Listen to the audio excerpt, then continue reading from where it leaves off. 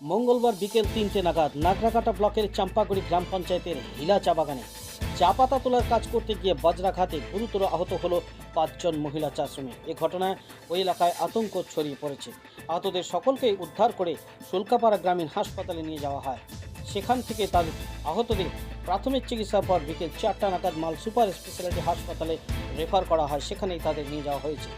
জানা গেছে দিন দুপুর থেকে নাগরাকাটা ব্লকে ঘন কালো মেঘে ঢেকে যায়। নাগরাকাটার প্রপারে বৃষ্টি না হলেও পাহাড়ি এলাকায় হিলা চা বাগানে মুষলধারে বৃষ্টি শুরু হয়। ঠিক তখন চা বাগানের আপার হিলাতে ৩৫ নম্বর সেকশনে মহিলা চা শ্রমিকরা চা পাতা তোলার কাজ করছিল। সেই সময় আচমকায় বিকট শব্দ করে বজ্রপাত হয়। বিদ্যুতের ঝলকানি চোখের সামনে দেখে বহু মহিলারা ভয় পেয়ে ছোটাছুটি শুরু করে দেয়। কিছুক্ষণ পর দেখা যায় বিলাসু মুন্ডা, সীতা বাউনি, ইন্দ্রবায়া বাউনি, নর্মদা ছেত্রী, মনু নেওয়ার জ্ঞান হারিয়ে মাটিতে পড়ে আছে। সেই সময় মুষলধারে বৃষ্টির মধ্যেই অন্যান্য শ্রমিকরা তাদের উদ্ধার করে শুল্কাপাড়া গ্রামীণ হাসপাতালে নিয়ে যায়। খবর পেয়ে এদিন ঘটনাস্থলে চলে আসে চাম্পাগুড়ি গ্রাম পঞ্চায়েতের প্রধান রমেশ তির্কি, নাগরাকাটা পঞ্চায়েত সমিতির পূর্ত কর্মাধ্যক্ষ প্রবীণ সিং ঝা ও নাগরাকাটা থানার পুলিশ।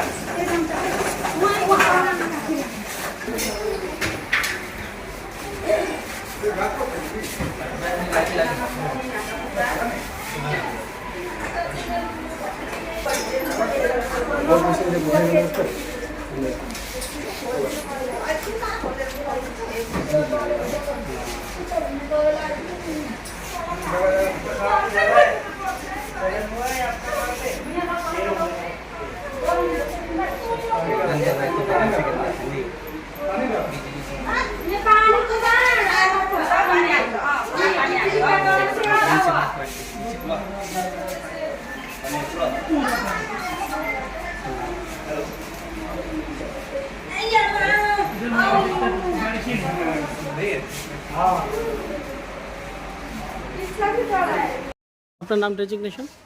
আমি চাম্পাগুড়ি জিপি প্রধান রমেশ তির্কি। আচ্ছা, কি হয়েছে? এটা আজকে খুবই অনেক দুর্ভাগ্যজনক ঘটনা একটা ঘটেছে হিলা চা বাগানে। শ্রমিকরা যেখানে কাজ করতেছিল 35 নম্বর সেকশনে বজ্রপাত হয়ে একদম সামনে কাছে শ্রমিকের কাছে পড়ে গেছে। কত নম্বর সেকশন এটা? 35 নম্বর সেকশনে। আচ্ছা, অপর হিলা। কতজন আহত হয়েছে? কতজন মহিলা? 5 জন মহিলা। এরা কি কাজ করছিল তখন? এরা প্রতি তুলা কাজ করে প্লাকিং করতেছিল। এখন ওদের কোথায় নিয়ে আসা হয়েছে? ওদেরকে তো এখন আপাতত এখানে আমাদের নাগরাকাটা ব্লক হাসপাতালে আনা গেছে। আচ্ছা, এদেরকে কি থেকে আমরা দেখতেছি কন্ডিশনটা ভালো না। ডাক্তার তো বলছে রেফার করতে। ডাক্তারবাবু বলতেছে রেফার করতে। আচ্ছা, আপনার নাম ডেজিগনেশনটা? আমার নাম রমেশ তির্কি, চাম্পাগুড়ি জিপি। কি বলবেন, এত বড় একটা ঘটনা ঘটে? অনেক দুর্ভাগ্য। আজকে এটা একটু আগেই শুনলাম, আধা ঘন্টা পরে হিলা চা বাগানে 30 নম্বর সেকশনে এরকম ঘটনা হয়েছে। এখন আমরা আসলাম, প্রধান সাহেব আমাদের সাথে আছে, আমরা চিকিৎসা করতেছি। এখন ডক্টর সাহেব বলছে কি এদেরকে রেফার করতে হবে। আমরা এদেরকে রেফার যদি করে আমরা এদেরকে মালদা নিয়ে যাওয়ার চেষ্টা করব। আপনার নাম ডেজিগনেশন? আমি প্রবীণ সিংহা, পঞ্চায়েত সমিতির পূর্ত কর্মদক্ষ। কি হয়েছে আজকে? একটু আগে 5 জন বিদ্যুৎপৃষ্ট লোক এসেছিল।